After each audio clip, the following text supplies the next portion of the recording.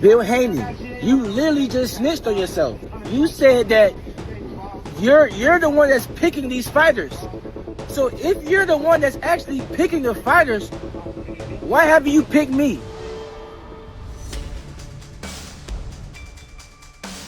Hey, where the hell Debo at? Talk all that shit. Man, where Devin? Where Debo at? So-called Debo. Where Devin at? Where Debo? I ain't see him, man. You ain't see him? He hiding from me. A hot man. Debo! Hey, Debo! Keyshawn Davis recently went off on Bill Haney for not giving him a fight against his son, Devin Haney. The major thing that triggered him most was Team Haney negotiating with names like Ryan Garcia and Rolando Romero instead of him. After his dominant win over Jermaine Ortiz, he called out Devin by asserting that, "Devin, you are on my hit list and I'll knock you out too." But now, a month later, Team Haney still seems uninterested. I said speak to my manager because that's who's actually going to make the fight happen. I talk to Jay Prince every day. Jay Prince never said you call his phone. So since you're the one picking your fighters, oh, so you purposely pick Xander, right? You're purposely picking Rolly, right?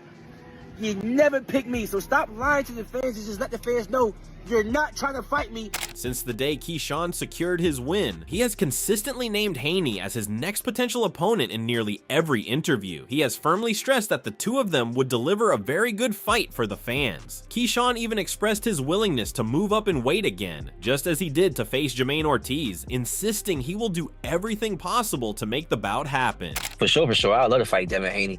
Me and Devin been had a little controversy back and forth for some years now. Honestly, I'm gonna be real with you.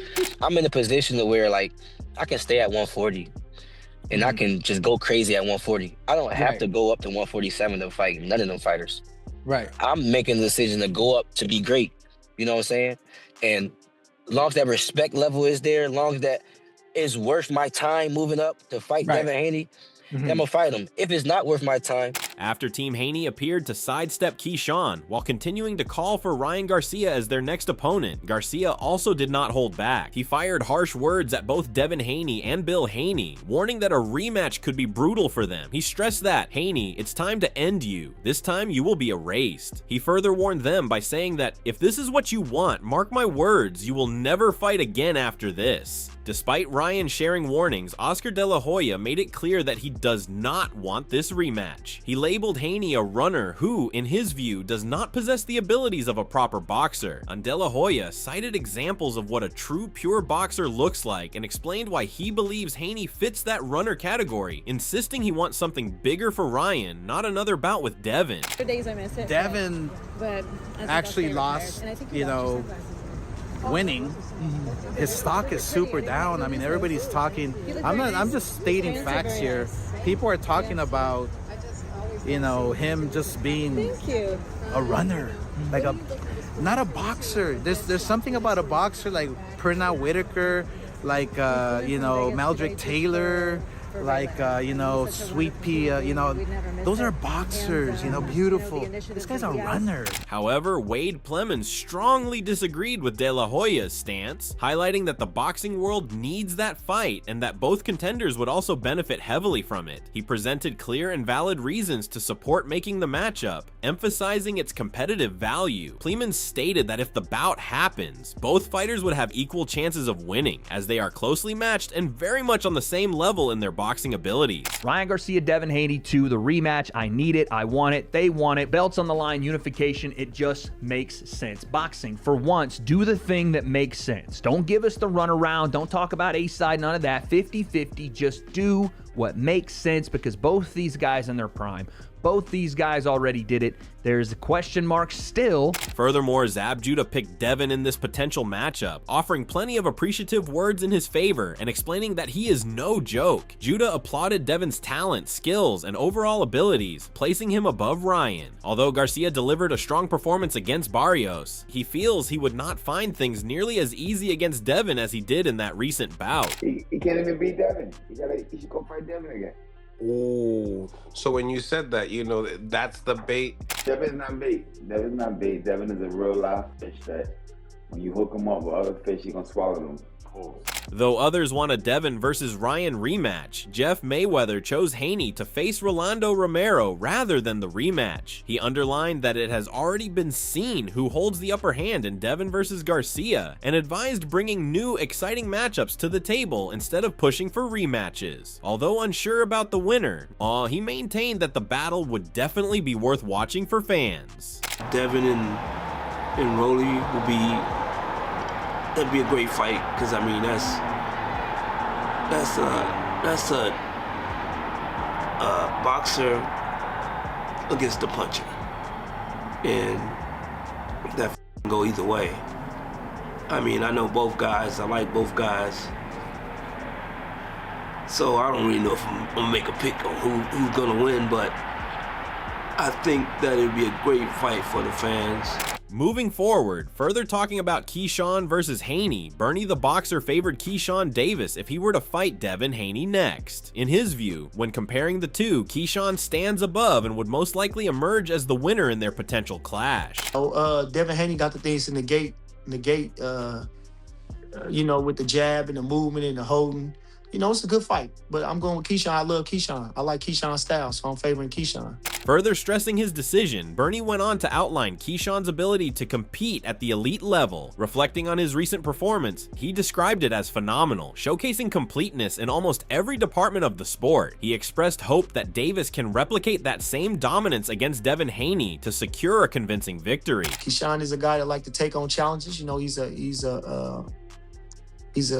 very brash. He's very confident. He exudes confidence. He's a good fighter. You know, a lot of tenacity, a lot of, you know, ring. I like his style. You know, he goes to the body well. Good jab.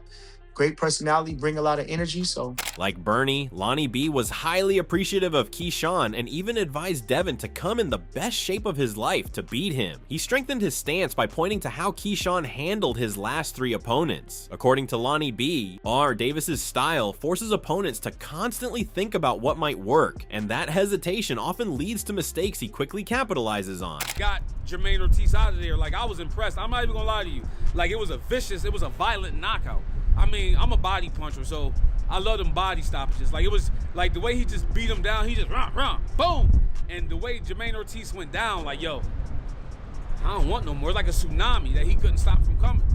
So, and I love Devin, but Devin is my guy, but Devin got to come harder. He got to put punches together, and he got to do it all night. He got to be perfect all night to beat Keyshawn. Do I think he got the ability to beat him? Absolutely. But is it going to be tough? Absolutely, because Keyshawn got a jab. And Keyshawn is... However, unlike the previous two, Showbiz the Adult favored Devin. He noted that although the win over Jermaine Ortiz is skyrocketing Keyshawn Davis's confidence, a clash against Haney would be far more testing. He highlighted that although anything can happen on fight night, Devin has the advantages on paper going into such a battle, and he commended Devin's capacity to recover from trying circumstances. The stab jab keeps you there. It's not a snap, right? It's not pop, pop. Because see, Shakur, he pop, right? So it stings you and then he's gone. Devin keeps you there. It's more listed. It's more Jamal Charlo. It's like bam, bam. Then that right come around, bam, and then bam. It's just like, that's going to be a lot. I can see Keyshawn nose bleeding, bro. And then when you clinching, you just bam. I'm having a hard time seeing how Keyshawn outboxes him. And I don't think Devin allows you to outfight him. Further delving into this potential clash, Dawood Bey was another expert who believed Haney would win. He appeared somewhat critical of Davis's performance against Jermaine Ortiz, noting that what Devin brings to the ring is on a completely different level. Given Devin's versatile toolbox, Bey sees no difficulty for him in defeating Keyshawn. I respect Keyshawn for that shit. I want to see it, but I lean towards Devin. Decision and stoppage. He ain't gonna knock Keyshawn. Dev don't even press the metal like that. He'll throw some shit at you like if he think, but he not gonna really, he ain't gonna knock him out. But if we get to the end of 12, I would lean towards Devin probably winning. I think Devin jab is a little bit better. And I think his defense is a little bit better. And I think when you be at the highest level, it be the little things. Coach Reg appreciated both Devin Haney and Keyshawn Davis for their outstanding performances in their recent fights. He indicated that both competitors put on a superior performance that left people in awe. He did, however, add that their bout would be fantastic because each fighter would strive to outclass and outthink the other within the ring in order to maintain rhythm and momentum. I think Devin is a better boxer than Keyshawn. I mean, Keyshawn has good timing. Keyshawn is he's a hell of a boxer. He's a hell of a fighter.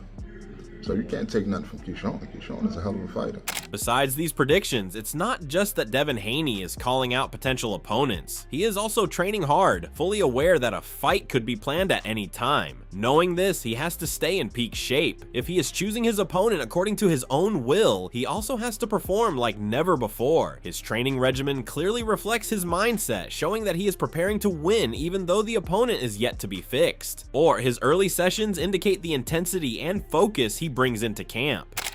Nice. Beautiful. Nice. Nice. Yes. Beautiful. Nice.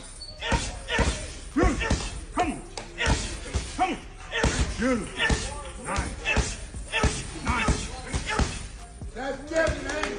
His defensive skills, offensive precision, and timing have consistently been praised by the boxing world. Haney is using this preparation to polish these attributes even further before he faces an opponent. Coming off a strong win against Brian Norman Jr., he aims to replicate that performance on a bigger stage. Every drill and workout is geared toward elevating his overall game. He is meticulously sharpening each aspect of his boxing toolkit to ensure he enters the ring fully ready, confident, and dominant.